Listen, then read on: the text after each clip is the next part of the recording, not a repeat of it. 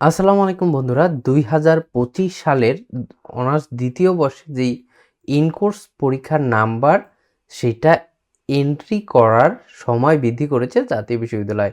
যাদের মার্ক অর্থাৎ in-course mark ইতিপূর্বে ভুলবশত কলেজ কর্তৃপক্ষ বা যেকোনো কারণে ভুলবশত এন্ট্রি করার না কারণে আপনি যদি ফর্ম ফিল আপ না করতে পারেন, সেক্ষেত্রে তাদের জন্য কিন্তু জাতীয় বিশ্ববিদ্যালয় এই সুযোগটি দিয়েছে। আপনি চাইলে কি করতে পারবেন?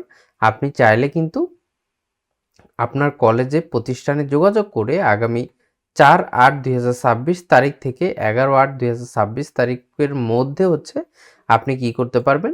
আপনার ইন-কোর্স মার্ক এন্ট্রি দেওয়ার পরে আপনি কিন্তু ফর্ম ফিল আপ করতে পারবেন। যাদের ইন-কোর্স মার্ক ইতিপূর্বে এন্ট্রি করা হয়নি, তারা কিন্তু এই ফর্ম ফিল আপটা করতে পারবেন না। অনেকেই কিন্তু এই কারণে করতে পারেননি ফর্ম ফিল আপ বা ভুলবশত অনেকের ইন-কোর্স মার্ক জাতীয় বিশ্ববিদ্যালয়ে প্রেরণ করা হয়নি।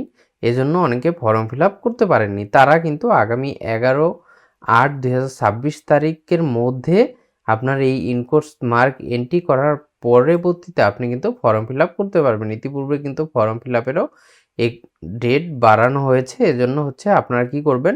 যাদের ইন-কোর্স মার্ক ইতিপূর্বে এন্ট্রি করা হয়নি, তারা আ যদি ইন-কোর্স মার্ক উক্ত সময়ের মধ্যে সংশোধন করা না হয়, তাহলে কিন্তু আপনি আর আপনার নাম প্রবাবল লিস্টে থাকবে না এবং আপনি কিন্তু ফর্ম ফিল আপ করতে পারবেন না। তো অবশ্যই আপনার অতি দ্রুত আপনার প্রতিষ্ঠানে যোগাযোগ করে আপনার ইন-কোর্স মার্কটা অনলাইনে এন্ট্রির ব্যবস্থা করবেন। তাহলেই আপনি ফর্ম ফিল আপ করতে পারবেন।